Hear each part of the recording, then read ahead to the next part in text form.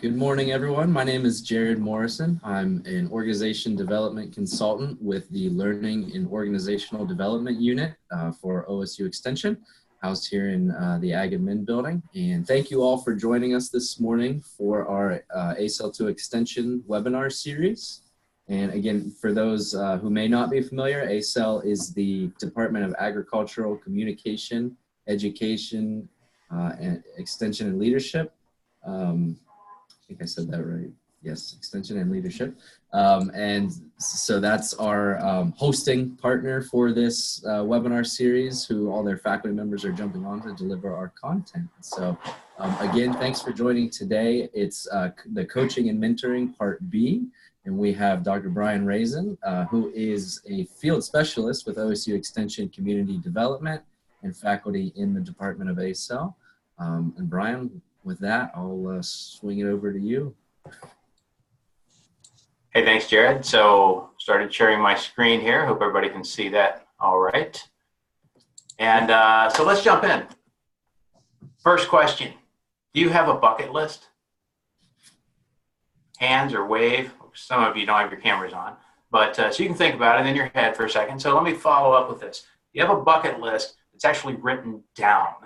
Like, do you have that formal, like, here's, maybe it's on your phone, you don't actually use paper. Or is it just in your head, but you know what it is? I have a bucket list. Oh, that's awesome. You want to share just one of your items? I like to go to either an away OSU football game or to a bowl game. I've never been to a bowl game. Oh, nice. I got to say, and thanks, Beth, for sharing that. I do like bucket lists that are doable. Some people have unattainable bucket lists, although, orbiting the Earth and the SpaceX might be attainable if you have $1 million. Anyway, so here's my question. Here's my point about this bucket list idea. Do you realize, and you see the screen there, that by definition and logic, if you have a bucket list, you're thinking about death. I say that can be a good thing because it's a motivation. And it also does a couple of other things for you, or it can. So really quickly, this is an aside, but it is related to motivation, which is our topic. In the Book of Joy, I love this. The Dalai Lama and Desmond Tutu got together. They have this book. And they talk about considering your own mortality and what that can do. It brings urgency, perspective, gratitude. Those items can greatly relate to your personal motivation. The other thing it does is it gives you freedom to say no to items that are less important. Again, so you can focus on things that are more important. Andy Stanley says a similar thing, number your days. So think about how long you have to live, because what that does is that causes you to prioritize the more important items and motivates you then to do those things that you want to do. So that prioritization increases your capacity. It's actually a time management thing to think about dying. I know, who would have thought? And who would have thought I would start on some weird topic like this, funeral or a graveyard for motivation. But if we pause, there's some value in that. It's not a morbid thing. Don't think of it in a morbid sense. Think of it in a positive sense, because it's fact of life. But two, it can really make us stop and think about what matters. And that's a cool thing when you think about it. For me, I think about my family. I think about my daughters, my wife. Where do I want to spend time? Another hour at the office? Yeah, I'm going to do that. Or taking my daughters record shopping. They're into albums now, buying vinyl. Makes my heart happy. Anyway, all right. So let's jump in. Last time, I just want to really quickly note, we talked about coaching and mentoring. If you didn't catch it, there's a recorded seminar that you can watch, and Jared will share that when he shares out this. He'll share both links. We talked about just the fundamentals, the impact that your coaching or mentoring can have on somebody.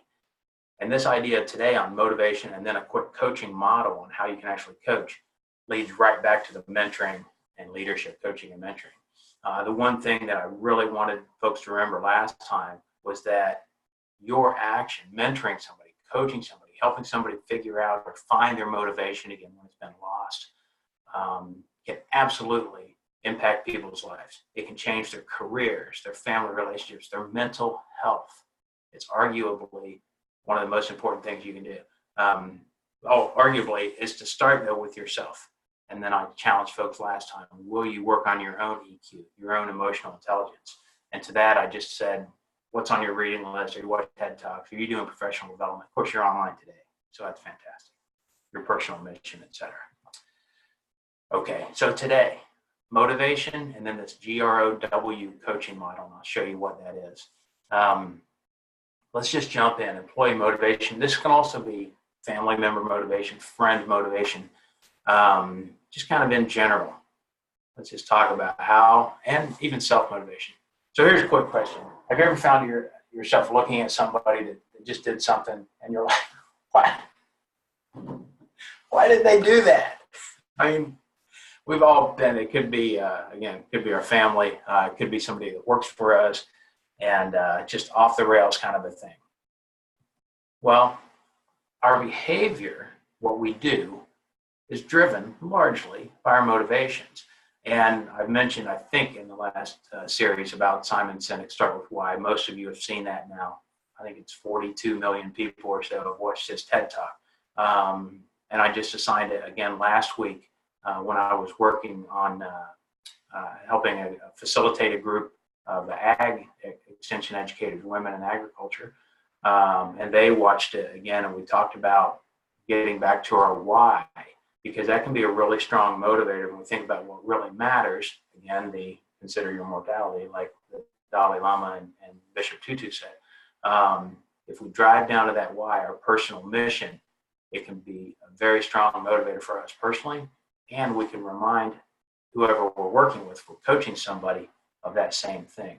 So Daft in the management text that I use sometimes talks about motivation forces either within or external to a person, because we can be externally motivated, not just internal, that arouse enthusiasm, persistence, pursue some course of action. So there's a good academic definition for you. I love what Brian and Tim Kite talk about, though. And Tim talked at our annual conference, Extension annual conference a few years ago, and he showed this slide, and I asked him if I could use it back then, and he was like, sure, with credit, of course, because these guys are great. But when you're talking about leadership, or if you have employees or someone you're trying to motivate, the leader creates culture. And so in motivation, what we're trying to do, we're trying to drive behavior, right? Performance. But it doesn't start with trying to drive that behavior or to get the results. You got to start with the culture. And that's by design, intended, or default, unintended, on how we act, on how we control our EQ, on how we respond to people. So if we set that culture right, then the culture will drive the behavior of the person, the organization, the unit, whatever it may be. And then you get to the results. So along with motivation, my note there, organizational culture influences how we coach and mentor people, how we move people along. So remember the E+R=O. I know you guys know that one. And this ties right in. So you kind of see it all actually ties together quite a bit.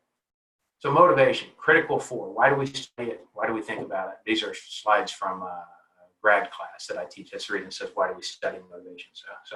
So this is some grad seminar stuff. Enhancing job satisfaction, reducing turnover. Turnover costs you a lot of money. I'm on a couple of hiring teams. Hours reading CVs, doing Zoom interviews, flying people to Columbus to sit down on campus and to interview them. And with a small team, there is a lot of investment.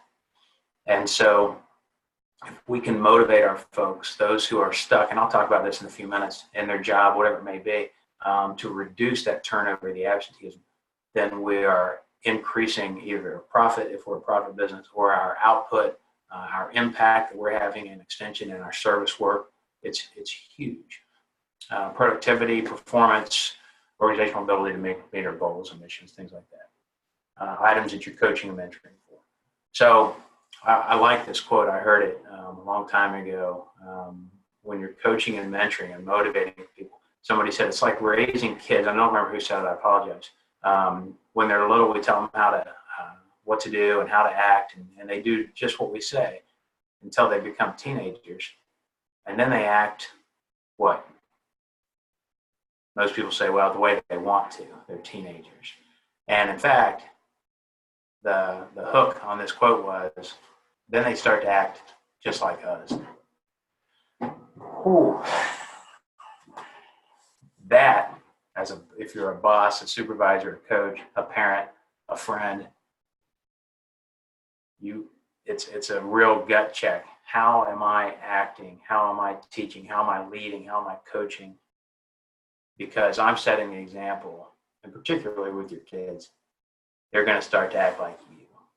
And so it really makes you stop and think about what you're doing. So if you want to unmute, or if somebody wants to answer this question, motivation, where does it come from? There are two types. Anybody want to take a stab at that one? Not a trick question, pretty basic stuff. Is that intrinsic or extrinsic? Ding, ding, ding, ding, ding. I would like throw a piece of chocolate if I were in sorry, I'm just checking my time, make sure that we're moving. Yeah, so it's always fun in person to throw chocolate at people. And it makes everybody happy. Yeah, that's intrinsic and extrinsic, pretty simple stuff, pretty easy to define. So when you think about intrinsic motivation, it's the stuff making a difference, having more responsibility, growing personal growth, and having autonomy. So freedom with your time, or flexibility with your time. We do a lot of flex scheduling in this crazy thing called extension, because we have 8 to 10 p.m. horse committee meetings. So that's a motivator for some people to be able to have that flexibility, and it can be very powerful and can really increase job satisfaction, reduce turnover, absenteeism, all those things we talked about before. But then the extrinsic motivation, money. What is it? The baby boomer generation, they said they'll do anything for money. Just pay them and they'll work for you. Versus some of the more recent generations that maybe are more intrinsically motivated by making a difference in the world. And this is broad generalities, but there's some research that's starting to show some of these things. Again, external power and prestige, maybe titles, where you work, quality of your management, things like that. Researchers ask the questions, which is stronger? And for some people it is extrinsic, but intrinsic seems to be growing. And so that's some of the research that I'm reading is looking at that with generational differences, and as we grow. You guys have all seen the iceberg. This is so old. You can take a nap for a minute. Sorry. But even though I've seen it 100 times, I forget about it whenever I'm looking at somebody in real life and I'm wondering, why did they do that? That tip of what we see, the behavior, that's all we see. We observe that behavior. But underneath are all of these other things, the assumptions, subconscious acts, your DNA, how you're chemically put together. I mean, there is a lot going on. And we need to think about that, whether we're coaching someone or supervising them, or trying to mentor them, perhaps. These intrinsic, under the waterline factors, it's just always a good reminder just to press pause. There's the E plus R equals O. Press pause, take a breath, get in your executive brain, and then respond. And you get the outcome that's so much better. And doing this, again, I forget to do this all the time. That's the reason I put the slide in there. So here's a question. Does it work? I'm going to motivate you. Is it something you do to employees? What do you guys think? Let's stop sharing, see if anybody wants to take a stab at that one. Is motivating something that we do to people? Does that work?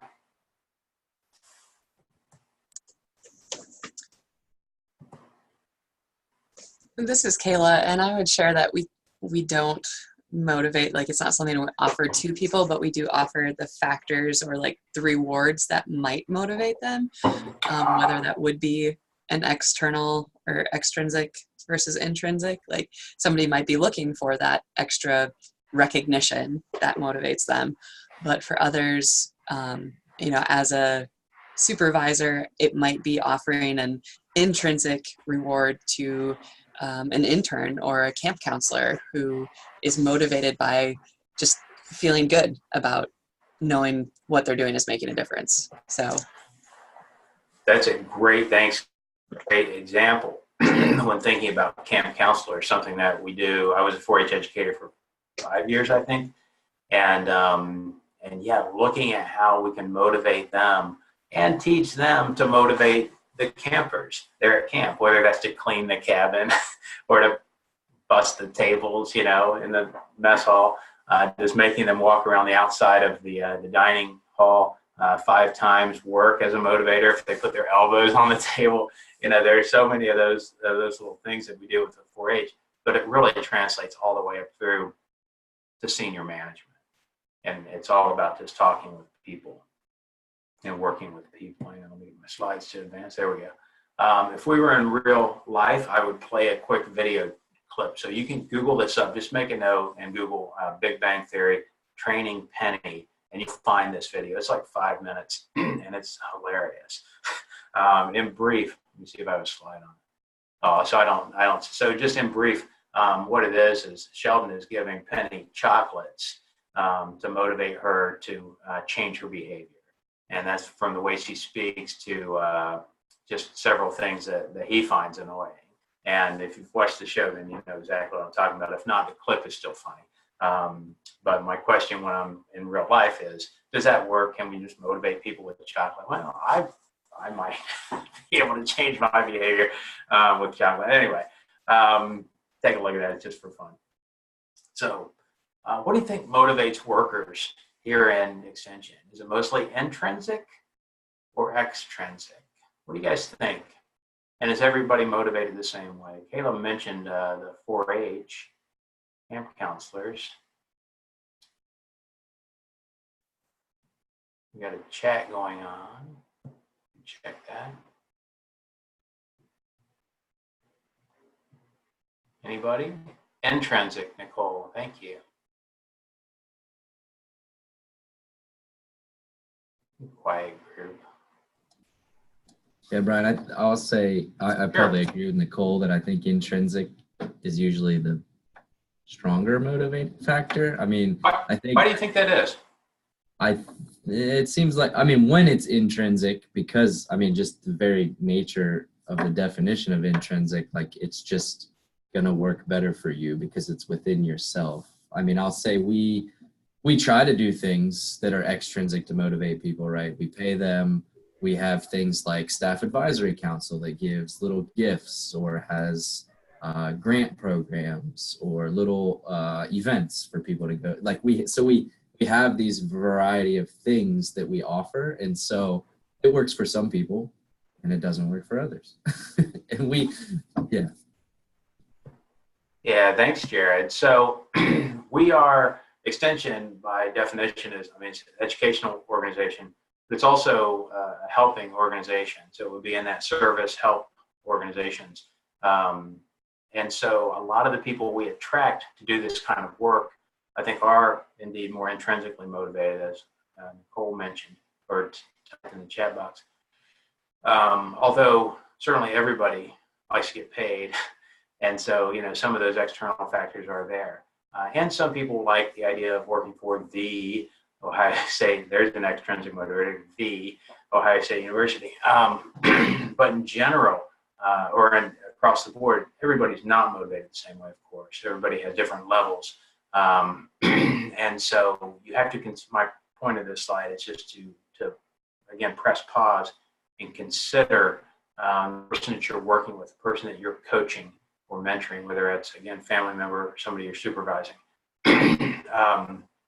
Simon Sinek in his Start With Why video lays out if people are working for you because of what you make, then they work for the paycheck. If they're working for you because they believe what you believe, then they will work with you with blood and sweat and tears. He kind of gives that scenario, because that's the intrinsic motivation, because you believe the same things.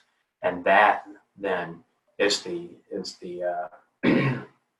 in Simon Sinek's opinion, what really can move an organization forward to achieve your mission, to accomplish the goals that you're trying to accomplish, your strategies, your strategic plan, whatever that might be.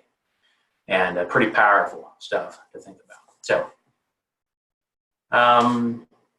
remember, lacking motivation results in low productivity, even departure, things like that. So what systems do you use to increase? What would squash? Have you thought about this in the inverse? Sometimes I like to, and if we were in a room, I'd say think, pair, share, but online it's a little harder to do.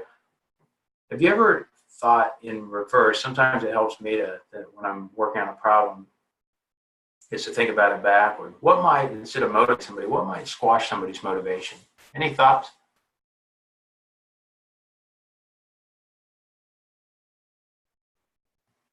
Have you ever had your motivation squashed?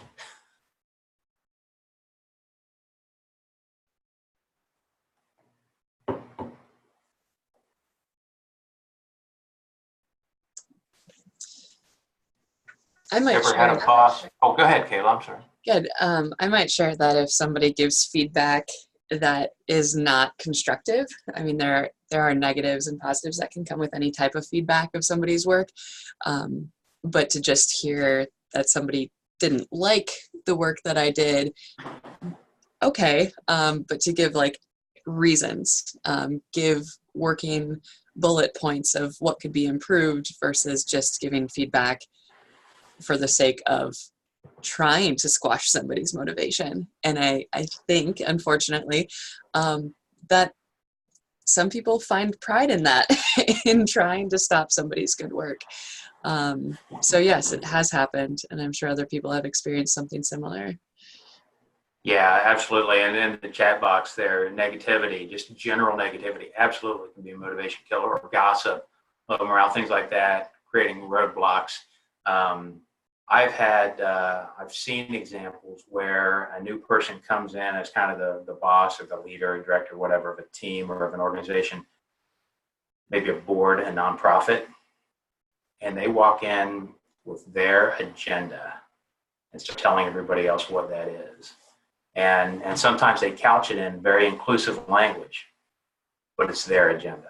And other people have not had input in it. And so I do a lot of strategic planning work. And in fact, I'm teaching that right now this semester in a class. And one of the big things that we're talking about, in fact, this end of the semester, is strategic planning and approaches to strategic planning. And you can't just walk in and throw your agenda on the table, even if you're doing it, supposedly in an open way. People see right through it, and it's not genuine. And so just things to think about, things to be wary of. So coaching and mentoring, inextricably linked motivation. A couple of tools, and I'm going to speed up because I want to hear some. It's 9:30. We're doing all right. If you're supervising folks and you're trying to help people stay engaged and stay motivated, think about their job design. Think about, is it too simple or does it need to be simplified? Can you rotate them to a different job to help them just have some variety in what they do? Can you enlarge their job, make it more meaningful or enriched in some way? Also, you can ask them for ideas. I was in manufacturing for half a dozen years, and I'm telling you, without question, the engineers and the smart people, and we had PhDs on our teams. It was chemical industry, and really smart people.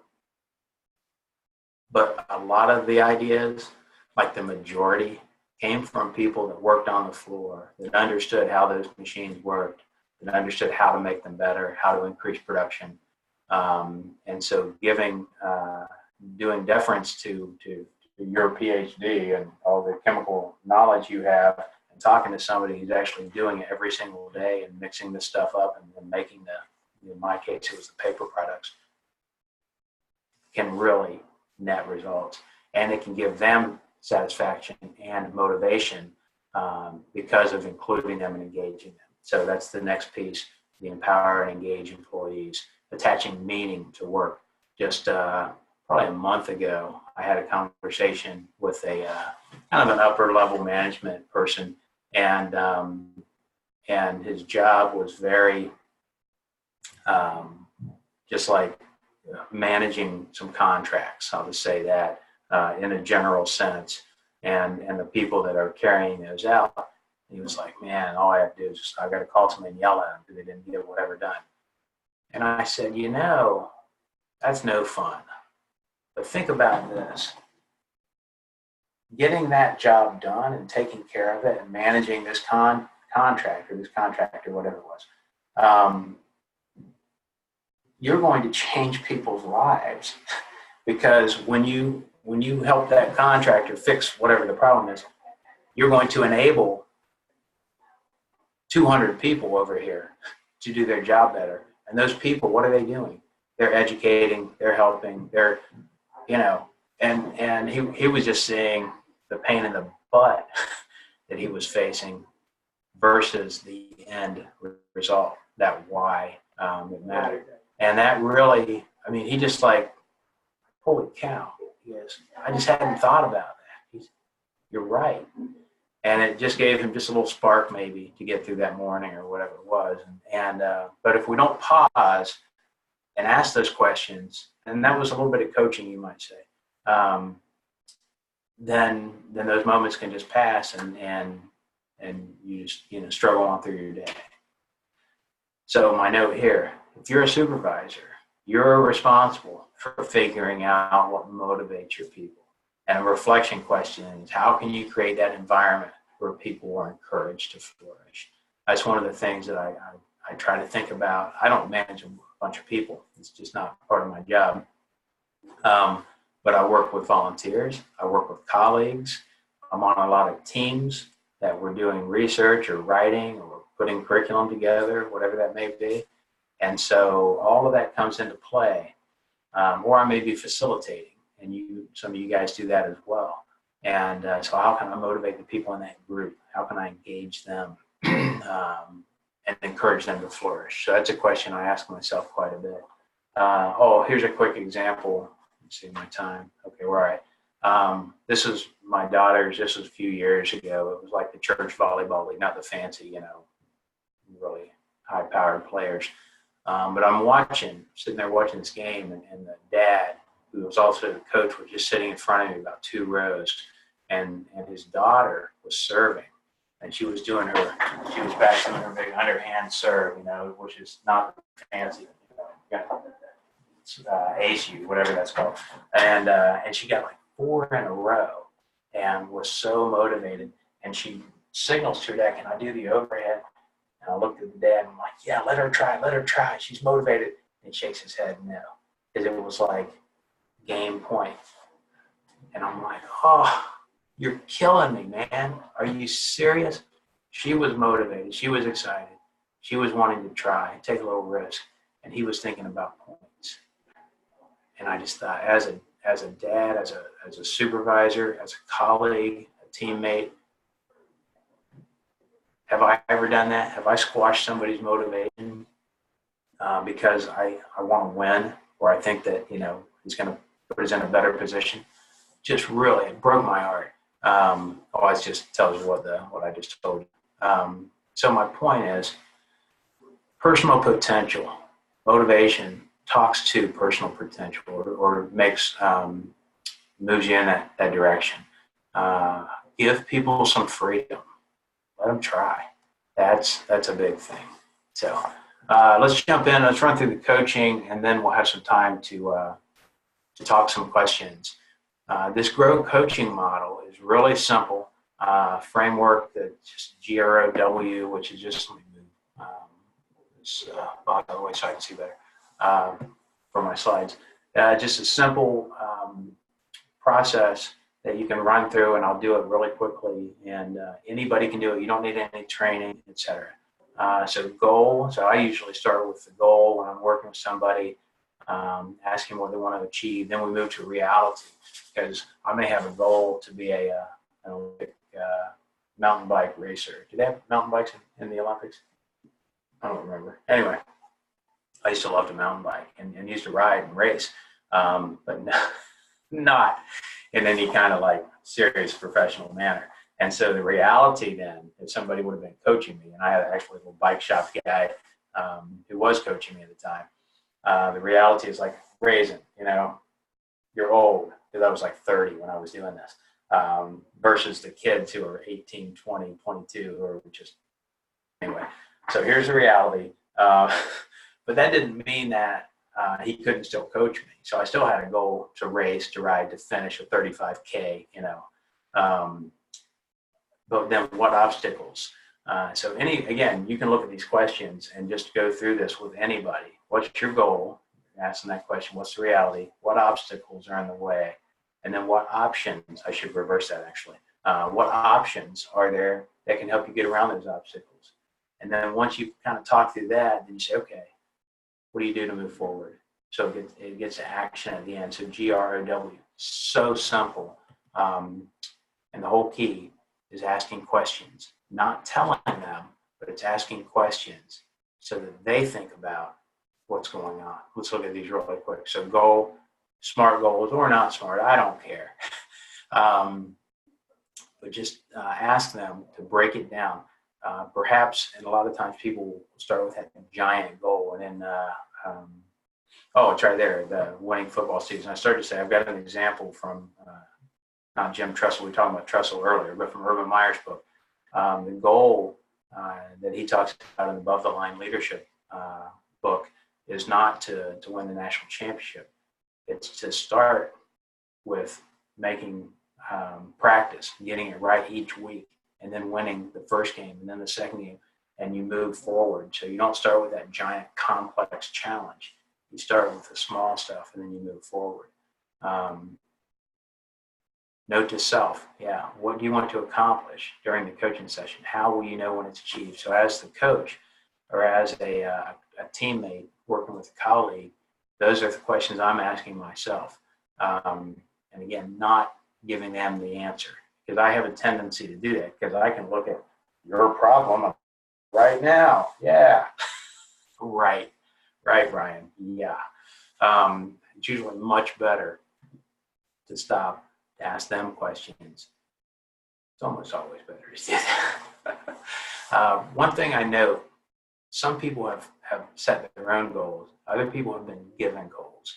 And so you may be coaching someone or mentoring or supervising somebody who has been told that they have to do X, Y, or Z. So if you're doing some coaching, you can still coach with that person, help them move forward, but you just have to keep that in mind. So it's just a note to remember. The reality, what are the issues and challenges that you might have? Asking them, what's happening now? How far away is that goal? Getting them to discover is the big thing. You guys know the fold your hands activity? Let me stop share for a second. Most cameras are off. But if you want to do this, and you can do this when you're teaching, when you're opening a session. It's kind of a fun. I call these Steve Brady tricks because our colleague and 4-H educator Steve Brady is just brilliant with engaging people. And so he does this one where he says, fold your hands and then look down and tell me which thumb is on top. And for me, it's my right thumb. So I see Nicole there. So you right thumb too? Excellent. That's so good. But I'll bet there's a couple people who it's their left thumb. And I look at those people, I'm like, what are you talking about? Oh, Jared, I can't even. So unfold your hands and fold your hands with the other thumb on top. And it's kind of hard. It doesn't feel right, does it? So then it's like, okay, I got it. So now fold your arms, just normal. Okay, now I look down at here, and now it's my left arm happens to be on top. So how about left arms out there? Jared's got a left arm, yeah. So what I'm going to ask you to do, fold your arms the other way. I do this in person, and people can't even do it. They're like, what? Fold? It doesn't even, it's stuck. I mean, it's hilarious. Here's the point. Our brains are so conditioned to fold our hands like this. I would never think of folding my hands the other way, or my arms. No way. Because this is what's right. This is what's comfortable. So as we're working with people, when we're doing this coaching model, let me go back to my slide here. When we're doing that, one of the challenges, or one thing we can do, is challenge people to get out of their reality of their normal, everyday way of doing things, and help them to see things from a different perspective. Maybe and that gets to my slide will move to our next one, which is obstacles and options. Look at options. Look at a different way of doing something, even if it's uncomfortable at first. I bet if I practice folding my arms the wrong way a few times a day for a week, I could probably get so I did it and it wouldn't make me uncomfortable anymore. But I've got to get my brain out of that. So again, you're helping people to understand the obstacles and what are the options for moving past those. Do they lack skills, or is it knowledge, or is it experience? Is it somebody else who's on their team or a coworker that they need to figure out how to navigate around? We've all been there. Is it the physical environment, something that's going on either in their office or something that's impeding their ability to work? And so those are the options, and then having them think about the obstacles. And again, you're asking them questions. You're not giving them options. Ask them, what do they think they could do? Coach them through it and over it by just asking a series of questions. Why do you think that this is happening? What might you suggest that we do? And then you can always also, it's a two-way conversation, but don't just start with the answer, because I have a tendency to do that, and I know some other people do too. And then finally, end up with the way forward. What will I commit to do? What will you commit to do? Convert those options into action steps. Again, they may be incremental. You start small, you start moving. And that can be a really powerful way. Remember, it's about the person being coached. It's about asking them questions. The little results cone just is kind of cool. As a coach, we provide insights, not the answers. We provide the insights. And then the thinking starts to occur, and then the behavior, and then the results that they're hoping to get to. I love this slide. Jeff King had this in a PowerPoint that I saw one time. There's really nothing holding you back. You may feel tethered, but it's absolutely nothing. That chair weighs 2 pounds, and that horse can most certainly walk away and not be hindered by that tether that's there. So that's just, again, asking people questions and helping them to understand maybe what their situation is. It's a great framework. You don't do it all at once, but just start. Goals, reality, options, obstacles, and then the way forward. So what's advice? Great questions mentors can ask. So these things, and these will be in the slide deck. They're actually in the handouts I think Jared already sent. Who's your best teacher? What are the best lessons you learned? I mean, some things you can ask when you're coaching and mentoring people that can be good. But the number one thing, and I'll go back to this, I had asked this earlier, how can you create the environment or help whoever it is you're chatting with, informally or formally, to flourish? And I love that idea. So your words in action, work on your own EQ. Yeah, thank you. So let me stop sharing. And we've got time for discussion or questions. Thoughts on any of this stuff? I know it's really quick, but it's pretty simple stuff. But taking the time to stop and think about it can be very powerful. So thoughts or questions?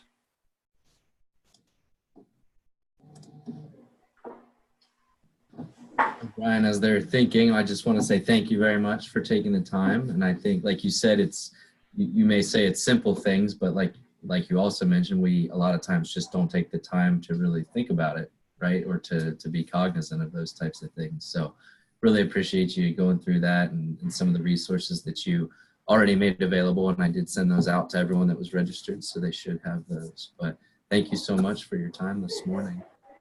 Does anyone have questions or thoughts? And second, I'm sorry, Jared, I keep talking over you. I second the thank you, Brian.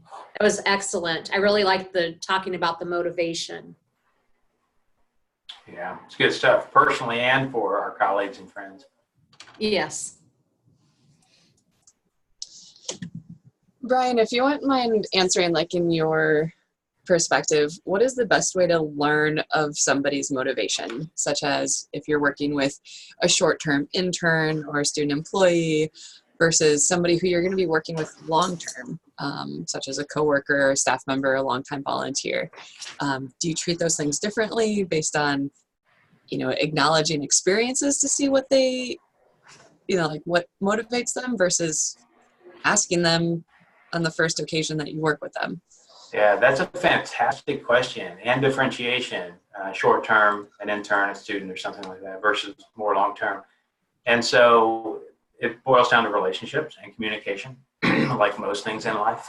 For the longer term, folks that you're working with and that are colleagues, perhaps in extension, next county over, or with you in the state, around the state, just getting to know people really helps you to get insight into their motivation.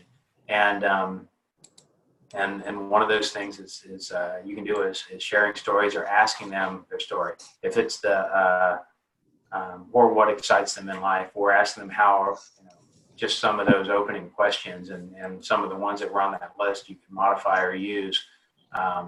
Who are the guys, the We Connect guys, have fantastic opening questions. They spoke at our NACDEP conference this past summer. Just to engage people and to learn from each other. If it's shorter term and it's an intern or a student, then I might ask them that question. So what drives you? What are you passionate about? Excuse me, what's your why? And some people can just talk about their personal mission. Other people look at you like, what are you talking about? Personal mission. But I assign that as an assignment to my students and to adult audiences sometimes, depending on what we're doing, because that can tell you what motivates them. I just did it with my undergrad class. I teach a short professional development and leadership course with undergrad students. And I assigned a personal mission. And then I had them boil their mission statement down to just 1 or 2 words. And that, Kayla, will tell you what motivates people. If you can get them to boil it down, it can be very powerful.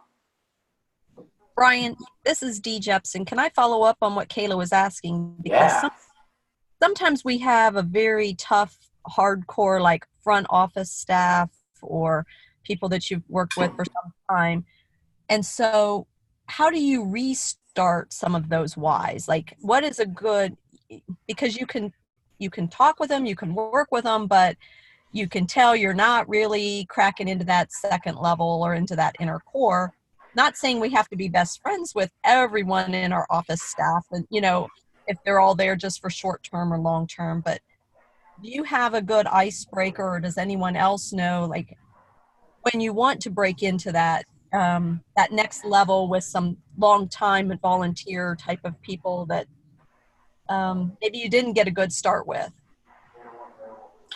And thank you for including the rest of the folks. I always do this in class because often there are great answers sitting right, in the class, not from me. So does anybody have an idea on that? That's a great question, or a differentiation. Anybody have a technique they've used?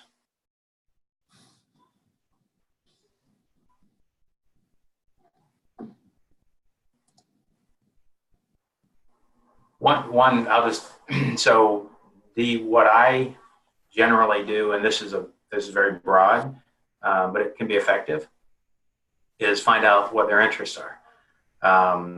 If it's, that tense or slight, tense relationship, or maybe it's not even tense, it's just you just don't know them well, or you don't know how to supervise them or encourage them to be better at their job, whatever it may be. Ask the questions about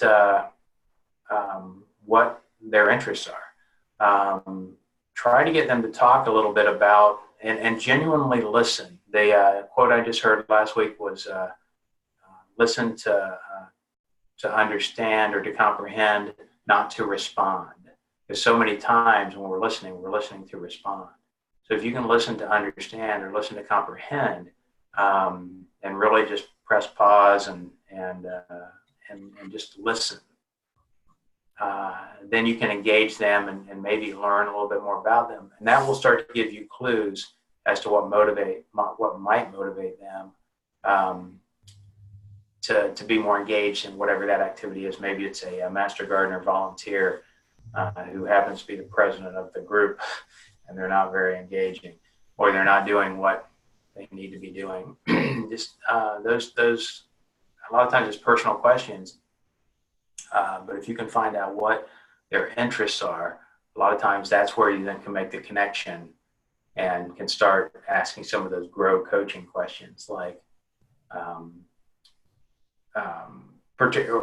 if you're trying to get them to do something in that sort of situation. So I don't know. Is that helpful?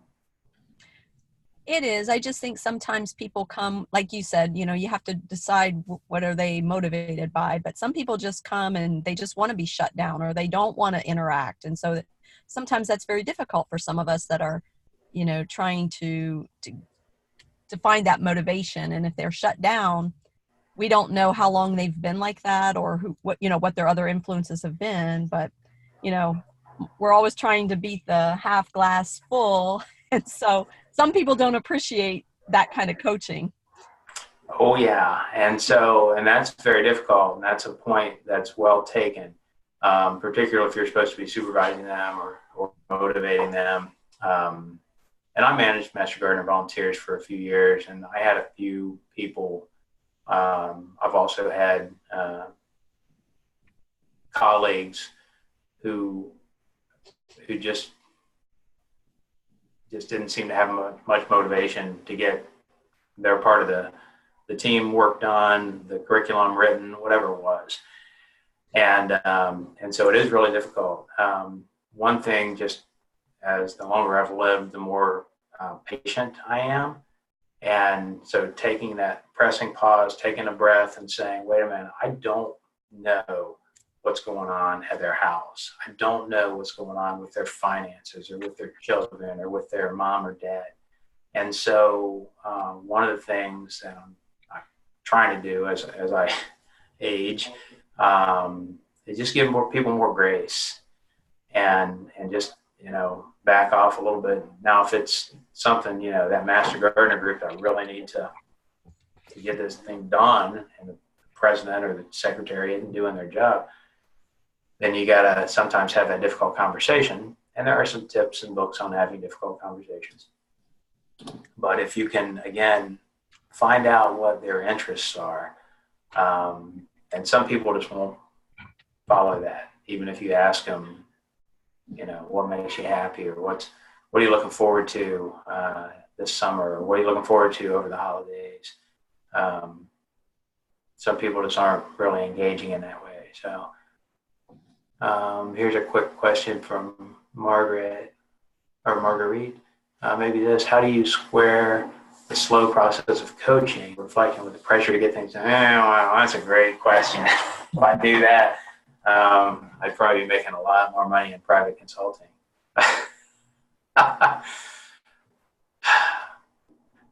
That's one of those balancing act things. It's one of those, you can coach, you can increase the pressure when you're coaching. It doesn't have to just be slow process. Mentoring is usually more the slow, I think of it anyway, more as the slow personal and professional development, moving people over time as they grow, especially if they're younger, newer in their careers, perhaps newer in the job, versus you got to get it done because 4-H camp is coming and the food hasn't been ordered or the activity supplies haven't been ordered. This has got to get done. That's when you got to just have that straight conversation and not motivate people, but say, this is your job. I need you to get this done. I'll work with you. Is there a problem? And then you can ask those questions. Is something blocking? Is there something you've encountered that's not working? Or are you going to be out? Or I see you were out for 2 days last week. Is there something that I can help with because of something that's going on or whatever? But just a straightforward conversation.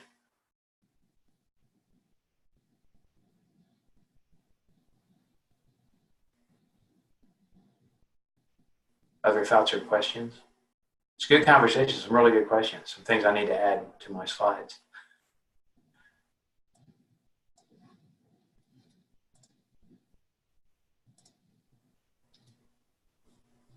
take a brief moment here too while there's All right. a pause to say that I have posted the evaluation link in the chat box. I'll also email it to everybody here as well in case you can't get to it right now. But please make sure to leave us some feedback so that we can continue to keep these a high offering for everybody. So we can get your feedback on that as well. Please, we still have a few minutes if there's any other questions or thoughts.